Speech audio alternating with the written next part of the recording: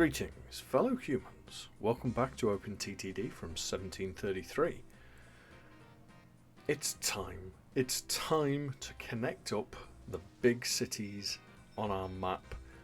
You know, this whole bridge situation here has been working wonders for us. But so here is an overview of our network, such as it is. The majority of the network around here. You know, we do have, if I recall correctly, here it is, a little industry, mostly industry only sort of set here, but the rest of our network is here with this main line which runs all the way from Predworth across here all the way to Sunworth. But the three big cities that we have is Batbourne down here with its new extensive tram network. We've got Penningwell here where our company, Patient Transportation, has its headquarters, Colin Comeover Esquire. And then over here we have the megalopolis of Canley. Let's just have a quick check on how they feel about us. Still appalling. But I feel like it's time to make these connections. It's probably past time. So the connections that we're looking at is Canley can be connected down through this spur of land over these rivers to this set of tracks over here. That will link Canley to Sunworth, which will be a journey worth taking. I also want to link Canley to Penningwell, and that's going to take some island creation. And I also want to link Batbourne to Canley. We already have this long route up here and over the sea, so you know that's going to take something too. So it's going to cost a chunk of money, it's going to take a chunk of time. Our profits are relatively high. We're doing okay. We've got a war chest of 11 million, so I think the only thing left for me to do is to shut up. We'll get the time lapse started round about now, play some funky tunes for you, and yeah, let's expand our network and connect up some of these big cities. Okay.